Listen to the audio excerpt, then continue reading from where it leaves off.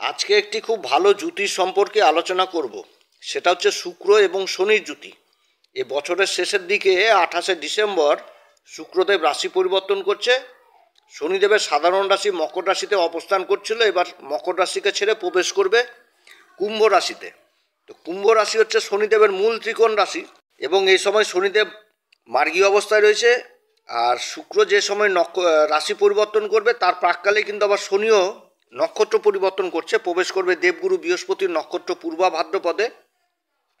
তো শুক্রের এই পরিবর্তনে শনির সাথে শুক্রের কিন্তু জুতি তৈরি হবে, আর এই জুতির কি প্রভাব পড়বে বৃশ্চিক রাশির উপর, এই বিষয়ে আজকে আলোচনা করব। শনি হচ্ছে কি কর্মের কারক, ন্যায় বিচারক, আর শুক্র হচ্ছে কি প্রতিভার কারক, আকর্ষণের কারক, ঐশ্বর্যের কারক, ধনসম্পত্তির কারক। শনি হচ্ছে কি ধীর গতিতে চলা গ্রহ। অন্যান্য গ্রহরা তাদের কিন্তু অবস্থান চটজলদি চেঞ্জ হয়, তবে গুরু আর রাহু আর কেতুকে বাদ দিয়ে তো শনির যে ফলটা হয় সেটা কিন্তু স্থায়িত্ব হয়। আর শনি শুক্রের জুতি তৈরি হচ্ছে, আর দুজনের সাথে সম্পর্ক হচ্ছে পরম মিত্রতা। অর্থাৎ এই যে জুতিটা তৈরি হচ্ছে, এই জুতির প্রভাব আর্থিক এবং সামাজিক দিক থেকে মানে যথেষ্ট সফলতা পাওয়া যাবে, এবং যে সফলতাটা পাওয়া যাবে এটা যথেষ্ট স্থায়ী হবে এবং মূল্যবান হবে। যার জন্য শনি আর শুক্রের যে জুতি, এই জুতি খুব ভালো। এই জুতি যাদের জন্মকুষ্ঠিতে থাকে তার বিশেষ প্রভাব পড়ে জন্মকুষ্ঠির উপর, আর এই জুতির প্রভাবে যে যত কর্ম করবে সে তত বেশি সুখ লাভ করবে। এই জুতির সব থেকে এটাই কিন্তু ভালো গুণ। তবে একটাই কন্ডিশন, সেটা হচ্ছে কর্ম করতে হবে, আর কর্ম করলেই সুখ লাভ যথেষ্ট হবে। যে ব্যক্তি 100 টাকা ইনকাম করবে, এই জুতিওয়ালা ব্যক্তি যদি সেই কাজটা করে তো 100 থেকে বেশি টাকা ইনকাম করবে। তো এটা হচ্ছে শনি জুতির মানে প্রভাব, এতটাই প্রভাবশালী হয় জুতি। তো যাই হোক, আজকের আলোচনাটি প্রচণ্ড ইন্টারেস্টিং হচ্ছে। শুক্র শনি জুতি যেটা 28 তারিখে হতে যাচ্ছে, এবং এই জুতির যে প্রভাব বৃশ্চিক রাশি পেতে যাচ্ছে, তো অনেক দিক থেকে বৃশ্চিক রাশি এ সময় বিশেষ উপলব্ধি লাভ করবে। তবে আলোচনাটি শুরু করার আগে সমস্ত দর্শক বন্ধুদের আমাদের এই অ্যাস্ট্রো এস এম বাংলা চ্যানেলের মাধ্যমে নমস্কার জানাচ্ছি, এবং যারা ফার্স্ট টাইম আমাদের চ্যানেল দেখছেন বা যারা বহুদিন ধরে দেখছেন এখনও পর্যন্ত সাবস্ক্রাইব করেননি, তাদের কাছে বিশেষ করে অনুরোধ করব চ্যানেলটি সাবস্ক্রাইব করার জন্য। এবং যদি আজকের অনুষ্ঠানটি সত্যিই ভালো লাগে তাহলে লাইক, কমেন্ট, শেয়ার অবশ্যই করবেন। ভালো লাগলেও করবেন, না ভালো লাগলেও করবেন, কারণ আমরা চাই যে আপনাদের সেই জিনিসগুলো তুলে ধরতে যেগুলো আপনারা চান। তবে আমি আমার দর্শক বন্ধুদের কোনো রকম বিভ্রান্তের মধ্যে রাখতে চাই না। এটা গ্রহদের গোচরের ফল প্রকাশ করছি, এটা কারো কুষ্টি ধরে আলোচনা নয় যে কারো কুষ্টি ধরে আলোচনা করলাম এটা মিলে গেল। তবে আমার বিশ্বাস আগামী দিনে এর কিছুটা ভালো ফল হলেও কিছুটা উপলব্ধি এই বৃশ্চিক রাশি করতে পারবে। 28 তারিখে শুক্র রাশি পরিবর্তন করছে, শনির সাথে অবস্থান করবে, জুতি তৈরি হবে। আর সব থেকে ভালো হচ্ছে এই সময় উঠে আসছে যে এই সময় শনিদেব আবার নক্ষত্র পরিবর্তন করছে, দেবগুরু বৃহস্পতির নক্ষত্র পূর্বা ভাদ্রপদে।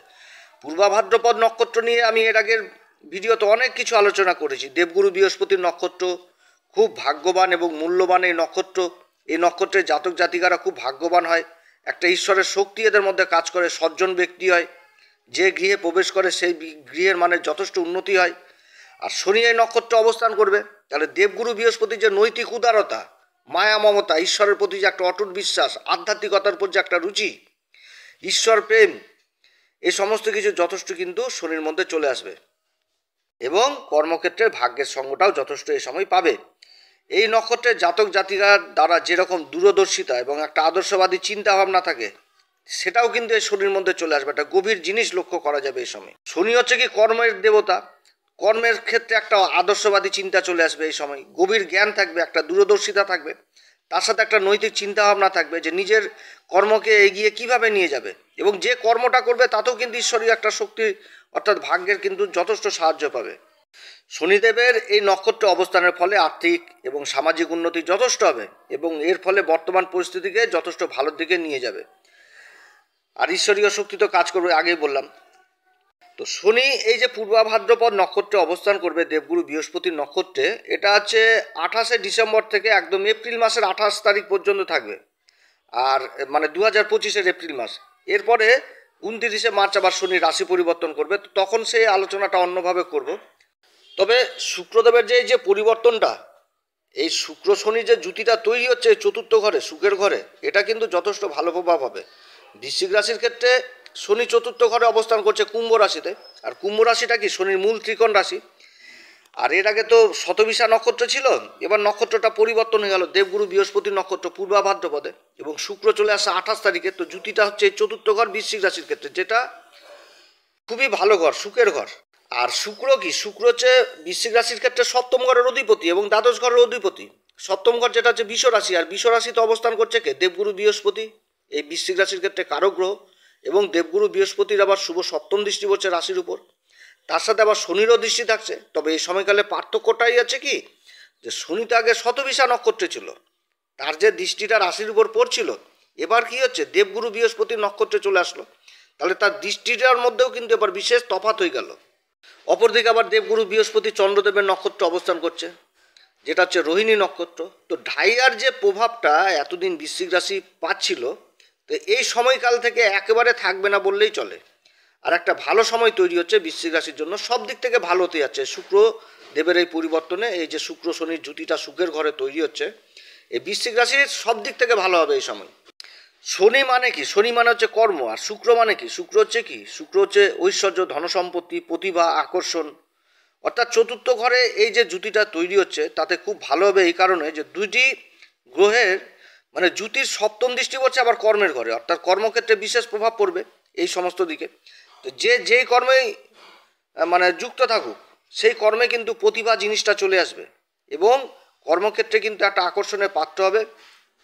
এবং তার সাথে শনি আর শুক্র কি পরম মিত্র, এবং দুজনের সাথে এই যে মিত্রতার সম্পর্ক, তাহলে আত্মীয়দের মধ্যে একটা ভালো সম্পর্ক চলে আসবে, নিজেদের বন্ধু বান্ধব যে সম্পর্কগুলো, সেই সম্পর্কের মধ্যে একটা ভালো জিনিস চলে আসবে। অর্থাৎ এই বছরের শেষ মুহূর্তে একটা ভালো জিনিস পেতে যাচ্ছে এই বৃশ্চিক রাশি।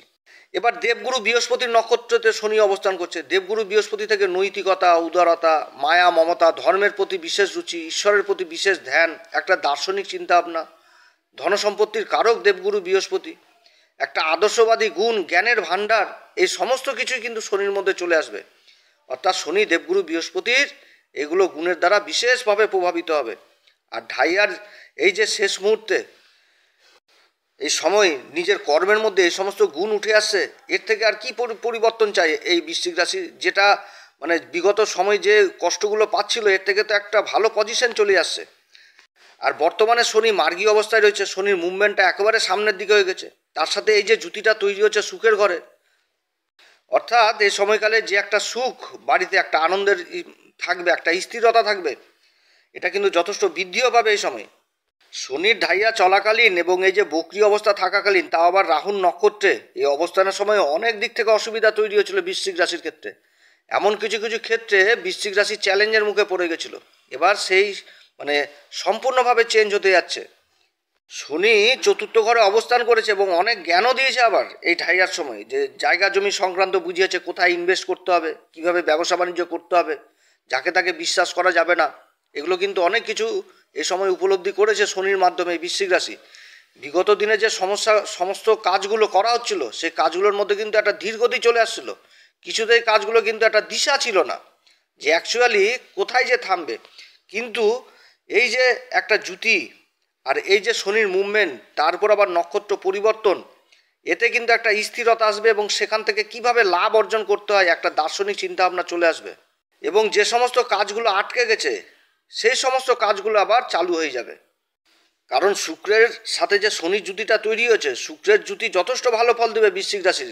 শুক্র হচ্ছে কি বৃশ্চিক রাশির ক্ষেত্রে সপ্তম ঘরের অধিপতি, যেটা হচ্ছে বিষ রাশি, আর বিষ রাশিতেই কিন্তু আবার দেবগুরু বৃহস্পতি অবস্থান করছে। তাহলে দেবগুরু বৃহস্পতির সাথে এই শুক্র শনির কিন্তু কেন্দ্রের সম্পর্ক হয়েছে, এবং শুক্রেরই রাশিতে অবস্থান করে রাশির উপর দৃষ্টি দিচ্ছে। তো জমি জায়গা সংক্রান্ত যে কাজগুলো, সেই কাজগুলোতে যথেষ্ট মুনাফায় সময় থাকবে বৃশ্চিক রাশির। যারা কৃষিকাজের সাথে যুক্ত রয়েছেন বা কৃষিজাত দ্রব্যের ব্যবসার সাথে যুক্ত রয়েছেন, যারা শৌখিন পাথরের ব্যবসা করছেন, দামি টাইলসের ব্যবসা করছেন, তাদের ক্ষেত্রে ভালো উন্নতির যোগ রয়েছে। এই সময়কালে রাশির অধিপতি মঙ্গল, সে কিন্তু নিজ অবস্থায় এবং বক্রী অবস্থায় রয়েছে, কিন্তু দেবগুরু বৃহস্পতি দ্বারা আবার রাশির অধিপতি নিজভঙ্গ হচ্ছে, তাও আবার ভাগ্যের ঘরে। অর্থাৎ কর্মক্ষেত্রে ভাগ্যও যথেষ্ট সঙ্গ পাবে এই বৃশ্চিক রাশির। এর আগে শুক্রের যে পরিবর্তনটা ছিল মকর রাশিতে, সেটা কোথায় ছিল, পুরুষত্ব পরাক্রমের ঘর। সেখানটাতে বৃশ্চিক রাশির কী হচ্ছিল, যে একটা প্রতিভা কাজ করছিল, আকর্ষণ কাজ করছিল, যার জন্য যোগাযোগ ব্যবস্থাটা ভালো হচ্ছিল।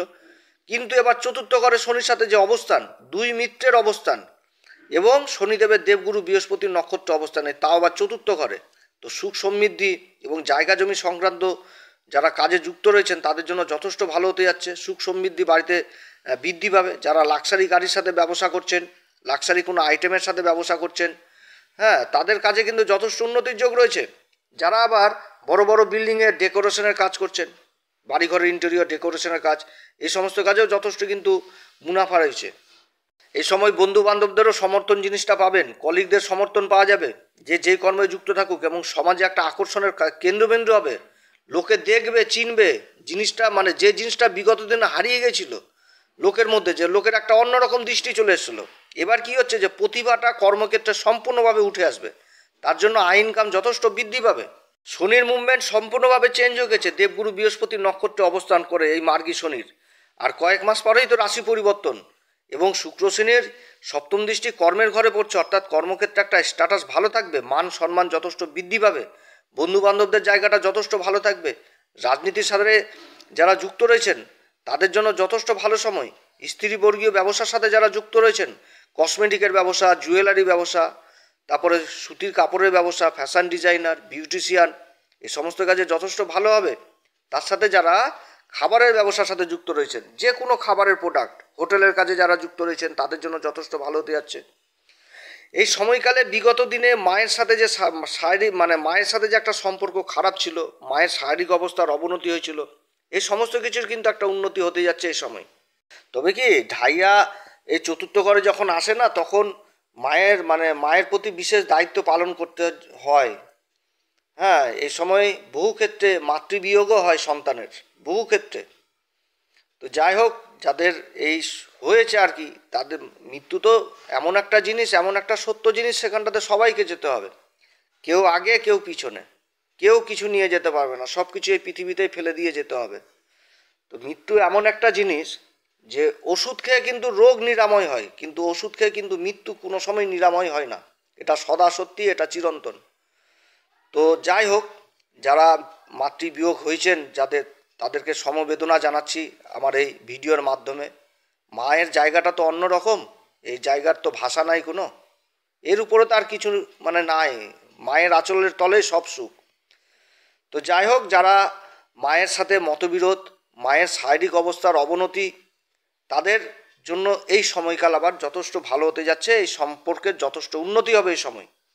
মোট কথা, শুক্রদেবের এই চতুর্থ ঘরে শনির সাথে যে জুতি, এই জুতি আমাদের জ্যোতিষশাস্ত্রে খুব ভালো জুতি, এই জুতির প্রভাব খুব ভালো হয়। এবং শুক্র হচ্ছে কি কর্মের কারক, আর শনি হচ্ছে কি ধন সম্পত্তির কারক, ঐশ্বর্যের কারক। তো এই সময় কর্মক্ষেত্রে যথেষ্ট সুখ লাভ করা যায়, যত কর্ম করা যাবে তত সুখ লাভ করা যাবে।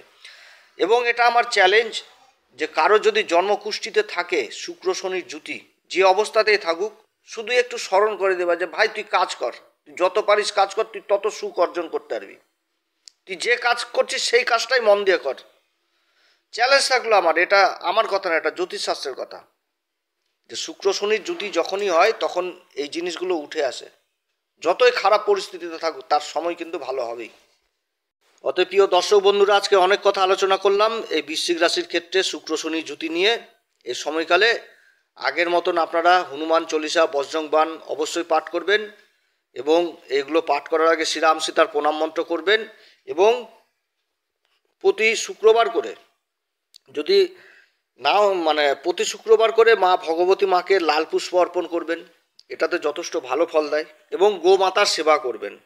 আর আপনাদের নিচে যারা কাজকর্ম করে তাদের সাথে যথেষ্ট ভালো ব্যবহার রাখবেন, ন্যায্য পাওনা থেকে কোনো সময় ঠকাবেন না, এগুলো করলেই যথেষ্ট। অতএব প্রিয় দর্শক বন্ধুরা, আজকে অনেক কথা আলোচনা করলাম। আমি তো আলোচনা করলাম, কারোর সাথে নাও মিলতে পারে, যদি না মিলে তাহলে ভাববেন তাদের জন্মকুষ্ঠিতে গ্রহের অবস্থান যথেষ্ট ভালো নয়। অতএব জ্যোতিষীর পরামর্শ অবশ্যই প্রয়োজন। আমাদের হোয়াটসঅ্যাপ নাম্বার দেওয়া রয়েছে, প্রয়োজন হলে আমাদের সাথে কথা বলতে পারেন, তবে শুল্ক লাগু থাকবে। আর আমাদের সাথেই যে কথা বলতে হবে তার কোনো মানে নাই, আপনাদের আশেপাশেও ভালো জ্যোতিষী রয়েছে, তাদের সাথেও পরামর্শ নেবেন।